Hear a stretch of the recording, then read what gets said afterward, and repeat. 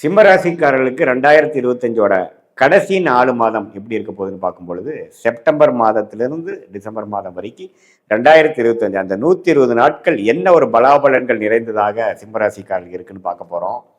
இப்போ பார்த்தீங்கன்னா, அஷ்டமசனி தாக்கத்தில் முழுசாக போய்கொண்டிருக்கக்கூடிய மக நட்சத்திரம், பூர நட்சத்திரம், உத்திர நட்சத்திர சிம்மராசிக்காரர்களாகிய நீங்கள் இப்போ இந்த 4 மாதம் எப்படி இருக்க போகுதுன்னு பார்க்கும் பொழுது, இப்போ அஷ்டமசனி தாக்கம் ஃபுல் பீக்ல மகம் நட்சத்திரக்காரங்களுக்கு போய் கொண்டிருக்கிறது. டிசம்பருக்கு மேலே பூர நட்சத்திரக்காரங்களுக்கு வரும். அடுத்த வர இறுதியில் பார்த்தீங்கன்னா உத்திர நட்சத்திரக்காரங்களுக்கு வரும். ஸோ இப்போ மக நட்சத்திரக்காரங்களாம் கொஞ்சம் கேர்ஃபுல்லாக இருக்கணும். ஆல்ரெடி சில பிரச்சனைகள்லாம் நடந்திருக்கும். இப்போ கொஞ்சம் திடீர்னு அடிபடுவது, உழுவது, திடீர்னு ரிலேஷன்ஷிப்பில் கொஞ்சம் பிரச்சனை ஆகிறது, வேலையில் பிரச்சனை ஆகிறது, தொழிலில் பிரச்சனை ஆகிறது, குடுக்கல் வாங்கல பிரச்சனை ஆகிறது, பண விஷயத்தில் பிரச்சனை ஆகிறது, படிப்பு விஷயத்தில் பிரச்சனை ஆகுறதுங்கிற மாதிரி நண்பர்கள் விஷயத்தில் ப்ராப்ளம் ஆகுறது எல்லாமே கொடுத்து கொண்டிருக்கக்கூடிய இந்த ராகு 7ஆம் இடத்துல குரு பார்வை, ராசிக்குள்ளேயே கேது அப்படின்னா நிறைய குழப்பங்கள் வரும். இப்போ அஷ்டமசனி நடக்கிறப்பவே பார்த்தீங்கன்னா கேதுவும் ராசிக்குள்ள வருவது பார்த்தீங்கன்னா மன குழப்பங்கள் நிறைந்ததான ஒரு அமைப்பு வந்து சிம்மராசிக்காரர்களுக்கு கொடுக்கிறது. ஸோ இது மாதிரி நடுத்தர வயதினருக்கெல்லாம் பார்த்தீங்கன்னா பங்குதாரர்களுடைய நண்பர்களிடையே குடும்பத்தில் ஒரு சுணக்கங்கள், உடல் உபாதைகள், நண்பர்கள் நல்லா பழகிட்டு இருந்தவங்களோட சில பிரச்சனைகள், பிரிவினைகள் இதெல்லாம் கொடுக்கக்கூடிய அமைப்புகள் வந்து அஷ்டமசனி தாக்கத்தினாலும் ராகு கேது ராசிக்குள்ள தாக்கக்கூடிய அமைப்புகளாகவும் இருக்கும். எல்லா வயதினருக்கும் இருக்கும். பார்த்தீங்கன்னா ஒரு குழந்தைகளே ஒரு 10 வயசு, 12 வயசு, 15 வயசுல இருக்க ஸ்கூல் குழந்தைகளுக்குள்ளேயே பார்த்தீங்கன்னா அவங்களுக்குள்ள நட்பு பாராட்ட முடியாத அளவுக்கு சில வழக்குகள், ஸ்கூல்ல கொஞ்சம் பிரச்சனை, சொன்னா கேட்க மாட்டேங்கிறாங்க, அல்லது சண்டை, சச்சரவு, பிடிவாதம், இது மாதிரி ஒரு மனக்குழப்பங்களை கொடுக்கக்கூடிய அமைப்பு இருக்கு. இதே வந்து கொஞ்சம் மூத்த சீனியர் சிட்டிசன்ஸ் பார்த்தீங்கன்னா உடல் உபாதைகள், குடும்பத்தில் சுபிக்ஷமா இல்லாத விஷயங்கள், குழந்தைகள் கிட்ட நல்ல உறவு கொண்டாட முடியாதது, கொஞ்சம் நம்ம விரக்தி அடைஞ்சு நம்ம எங்கோ போய் ஒரு ஆசிரமமே போய் இருந்துக்கலாமா அப்படிங்கிற அளவுக்கு சம்டைம்ஸ் சில தசாபுக்திகள் சிறப்பாக இல்லாத சில சிம்மராசிக்காரர்களுக்கு அது மாதிரி கூட எண்ணங்கள் கொடுக்கும். ஸோ ஒரு அஷ்டமசனி தாக்கம், ராகு கேது பிரச்சனை, இது ரெண்டும் சேர்ந்து சிம்மராசிக்காரர்களுக்கு தாக்கி கொண்டிருக்கும் பொழுது நம்மவே பொறுமையா இருக்கணும். இந்த நேரம் சரியில்லை, எதையுமே நம்ம வந்து தப்பா முடிவு பண்ணிடக்கூடாது, இந்த டைம்ல எடுக்கக்கூடிய முடிவுகள் நல்ல முடிவுகளா வராது அப்படிங்கிறத நம்ம புரிஞ்சுக்கணும். அதே சமயத்துல நடுத்தர வயதினர்கள் பார்த்தீங்கன்னா வேலையில் இருக்கிறவங்க, தொழிலதிபராக இருக்கிறவங்க, தொழில் முனைவோர்கள், அதே சமயத்துல இளம் தம்பதியர்கள் எல்லாமே பார்த்தீங்கன்னா கொஞ்சம் பொறுமை காக்க வேண்டும். நினைத்ததை சொல்லினா நம்ம அடுத்தவங்க புரிஞ்சுப்பாங்க, நம்ம வந்து சவுண்டா பேசினா வந்து நம்ம வந்து ஜெயிச்சிடலாம் அப்படிங்கிறதெல்லாம் பார்த்தீங்கன்னா பின் விளைவுகளை கொடுக்கக்கூடிய அமைப்புகளாக சிம்மராசிக்காரர்களுக்கு கொடுத்திருக்கக்கூடிய அமைப்புகள் உண்டு.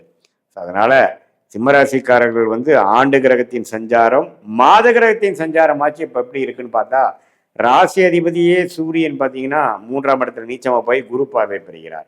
ஸோ அதனால பார்த்தீங்கன்னா இந்த 4 மாசத்துல சில பெனிஃபிட்ஸ், சில பல நல்ல விஷயங்களும் கொஞ்சம் வரக்கூடிய அமைப்புகள் இருக்கு. செவ்வாயின் சஞ்சாரம் பரவாயில்ல, புதன் சுக்கிரன் பரவாயில்லை. ஸோ என்னதான் அஷ்டமசனி தாக்கத்துல நம்ம போய் கொண்டிருந்தாலும் அங்கங்க கொஞ்சம் நல்ல விஷயங்கள், ஒரு நல்ல ஒரு பாசிட்டிவா மைண்டை குதூகலப்படுத்துற மாதிரியும் சந்தோஷப்படுத்துற மாதிரியும் கொஞ்சம் விஷயங்கள் இந்த செப்டம்பர் மாதத்திலிருந்து வரக்கூடிய அமைப்புகள் உண்டு. அதே சமயத்துல செவ்வாய் 4ஆம் இடத்துல ஆட்சி பலம் பெறும்பொழுது இடம் சார்ந்த விஷயத்துல அதெல்லாம் கொஞ்சம் பார்க்கணும். டாக்குமெண்டேஷன் அதெல்லாம் கொஞ்சம் பார்த்து பண்ணுங்க. இடம் வாங்குறதா இருக்கட்டும், விற்கிறதா இருந்தாலும் இந்த நேரத்துல நம்ம கேர்ஃபுல்லா பண்ணணும். ஏன்னா நம்ம வந்து தப்பா போகக்கூடிய வாய்ப்புகள் அதிகமாக இருக்கிறது. குழந்தைகள் நிமித்தமாக கொஞ்சம் மெனக்கிடுவது, இல்லத்தரசிகள் இருந்தா கணவன், கணவனா இருந்தா மனைவி, இவங்களுக்குள்ள கொஞ்சம் பிணக்குகள், உடல் உபாதைகள், ஒரு சுமூகமான ஒரு நல்ல ஒரு நட்புறவு கொண்டு வர முடியாம, சோசியல் லைஃப்லயும் கொஞ்சம் எல்லாத்தோடையும் பழக முடியாம நான் உண்டு நான் இருக்கிறேன்ப்பா சாமிங்கிற மாதிரி ஒரு விரக்தியை கொடுக்கக்கூடிய ஒரு அமைப்பும் பார்த்தீங்கன்னா சிம்மராசிக்காரனுக்கு எல்லா வயதினருக்கும் அவங்கவுங்களுடைய வாழ்க்கை கட்டத்துக்கு தகுந்த மாதிரி இடம் பொருள் ஏவல் பொறுத்த மாதிரி கொடுக்கக்கூடிய அமைப்புகள் இருக்கு. ஸோ அதனால பொறுமையே வெல்லும். விவேகமாக இருக்கணும். வீரமாக இருக்கிறதோ, நம்மளுடைய விஷயத்தை வந்து சொல்லி ஒரு அழுத்தத்துடன் சொல்லி நம்ம புரிய வச்சிடலாம்னு நினைக்கிறதெல்லாம் நமக்கு பெரிய ஒரு பாதகத்தை கொடுத்து ஆர்குமெண்ட்ஸை தவிர்த்து கம்யூனிகேஷன் பண்ணுறப்போ நம்ம கிளியராக, நம்ம பொறுமையாக, நம்ம சாந்தமாக, ஹம்பிளாக போய்க்கக்கூடிய அமைப்புகள் நம்ம தேவைப்படக்கூடிய விஷயமா இருக்குது.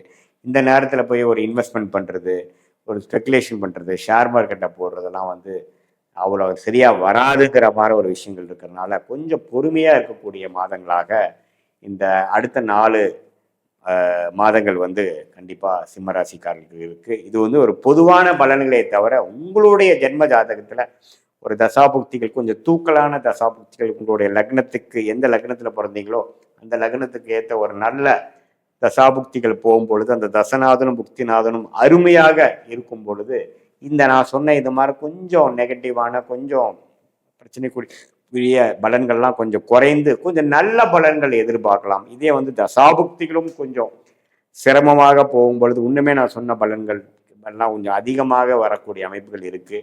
ஸோ உங்களுடைய ஜென்ம ஜாதகம், பிறந்த தேதி, பிறந்த நேரம், பிறந்த ஊரை வைத்து நம்ம பார்த்து அந்த என்ன தசாபுக்திகள் போய் கொண்டிருக்கிறது, இப்போ என்ன கோச்சாரத்தில் போயிட்டு இருக்கிறது, நம்ம பேசுனதெல்லாம் மிக்ஸ் பண்ணி பார்க்கும் பொழுது இன்னுமே சயின்டிஃபிக் வேதிக் அஸ்ட்ராலஜி முறை மூலமாக துல்லியமான பலன்கள் எடுத்து அடுத்த வரக்கூடிய 3 மாதங்கள், 8 மாதங்கள், 6 மாதங்கள், 1 வருடங்கள் இதெல்லாம் எப்படி இருக்கு, லாங் டேர்ம் எப்படி, ஷார்ட் டேர்ம் எப்படி, எது மாதிரி முடிவுகளை எப்போ எடுக்கலாம், எப்போ நமக்கு இந்த மாதிரி விஷயம் நடக்கும், எப்போ எது மாதிரி ஒரு டர்னிங் பாயிண்ட், எப்போ நம்மளுடைய நெக்ஸ்ட் பெண்டு நம்மளுடைய ரோட் மேப்ல வருது, இது எல்லாமே நம்ம தெரிந்து அதுக்கு தகுந்த மாதிரி ஒரு நல்ல முடிவை, தக்க முடிவை, தேவையற்ற முடிவுகளை தவிர்த்து எந்த நேரத்தில் எது மாதிரி விஷயங்கள் செய்வது நல்லது, எப்போ வேகமாக போகலாம், எப்போ பொறுமையாக இருக்கலாம், எப்போ எது மாதிரி மாற்றங்கள் நல்லதாக இருக்கும், எந்த மாதிரி டைம் வந்து நம்ம அடக்கி வாசிக்கணும், இது மாதிரி விஷயங்கள், திருமண விஷயங்கள், வேலை மாற்ற விஷயங்கள், தொழில் அபிவிருத்தி விஷயங்கள், தொழில் ஸ்டார்ட் பண்ணுற விஷயங்கள், வெளிநாடு போகக்கூடிய விஷயங்கள், படிப்பு விஷயங்கள்,